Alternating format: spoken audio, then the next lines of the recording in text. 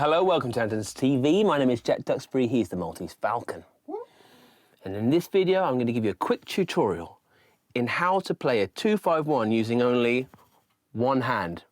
Let's go. 2-5-1s. They're an elusive bird, originally from Madagascar. No, they're not. They are something that seem to be flowing around the internet, and it's something that I struggle with growing up. And I still sometimes think, there's not one rule to apply that fits every situation. But I did find a way myself to make the idea of playing a 2-5-1 progression easier for me, and I'm going to share it with you. I'm not going to go into the theory too much about this, so if you want to know more, please go look elsewhere. I'm going to show you my ghetto way and simple way of getting through a 2-5-1 progression with just one hand. Just going to recap a little bit of theory, and if you want to go deeper, again, go look elsewhere. If we're in the key of C, we have the C major scale, and we attribute a number to each degree of that scale. So C being 1, D being 2, E, so on and so forth. A 2-5-1 means that we're going to play the 2, the 5, and then the 1 chord in that key. So in C, C being 1, D 2, G being 5, and C being 1. And the theory dictates that the 2 chord should be a minor chord.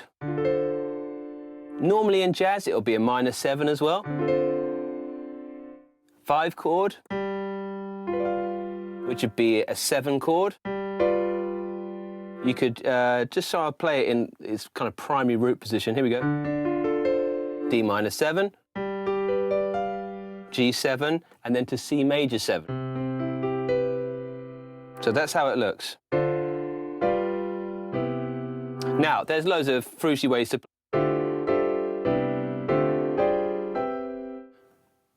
But when I'm in a pinch, and especially when I'm in odd keys, this is what I go to. So let's go there. You're in a song, and you want to play a 2-5-1. Maybe you've got a chart, and you can see, and you've got the theory in your head, and you go, that's a 2-5-1 there. And we just want to play a really simple way to do it. Here it is. We're going to play the same D minor to G7 to C major 7, but with one hand, and only moving really one finger. Check this out.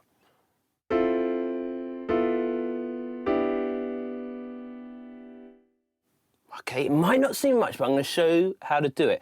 Now, these are the notes. You're going to put your thumb on C, you're going to put your index on E, your middle finger on F, and your pinky on A. So that's C, E, F, A. That's going to be what you play for the 2 chord, D minor. Then all you're going to do is move this thumb one white note, or one semitone, down to B.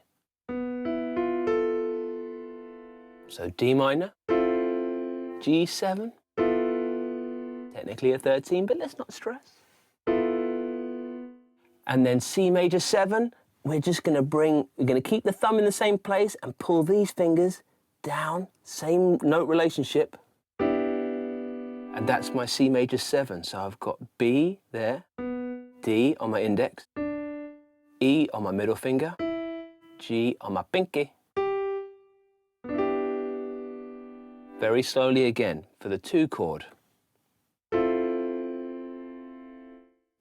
for the 5 chord,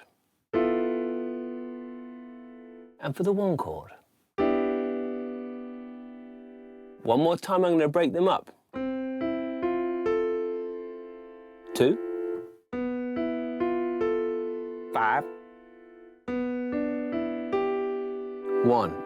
Now, it sounds quite abstract when you play it like that, right? But let's again play a traditional way. So for me, with our method, we're going to go. Now, the reason why I play this a lot, there are multiple situations where I'll go to this. One, when I'm in a band. If you're in a band and there's a bass player, I don't particularly feel you should be down there. And unfortunately, with these voicings,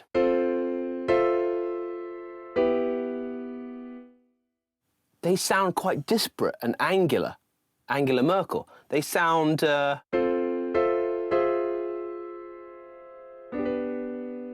There's no voice leading in there, there's no continuity. And that's what's so good about this voicing. It's neat. If there's a vocalist, you're out of the way of the vocalist. It's great. So that's the reason number one. Reason number two is that when I go to other keys, my little brain gets frazzled. And sometimes, like, if someone calls it in, I don't know, give me a key, please, Chris. F major. F major. Thank you, mate. So if I'm an F, the full version of that would be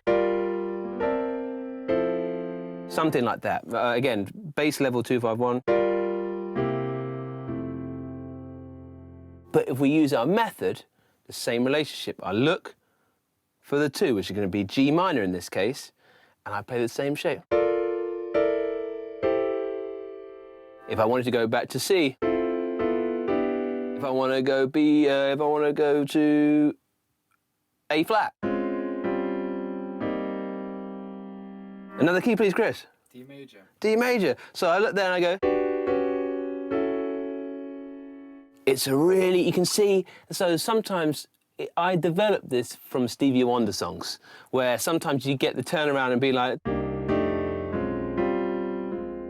and I'd have to rattle through some 251s. And when I was doing the full whack voicings, I was dying on my ass. So this, I maybe laboured the point too much, but if you haven't seen this voicing before, hopefully you can apply it. One third way to do it is, I am awful at this, so forgive me for demonstration. But often in like jazz, or when I was doing like a moon dancey number or something like that, and I had to play a solo, I found it very hard to conceptualise what on earth do I play in my left hand if there's a 2-5-1 progression and I want to play some licks.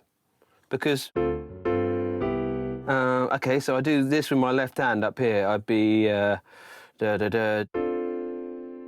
can't do it without my methodology, actually. So if I just replace my left hand with what my right hand was doing,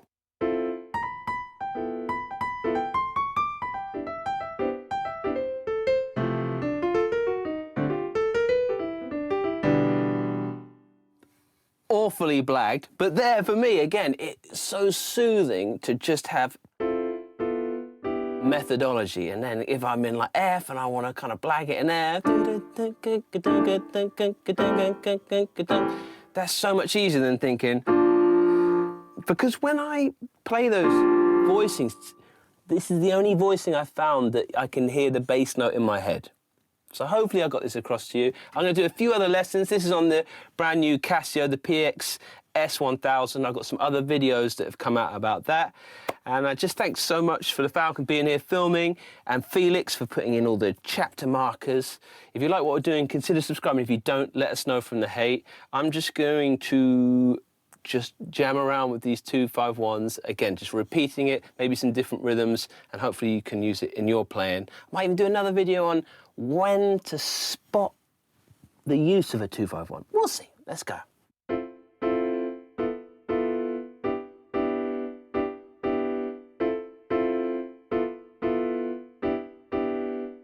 Dow.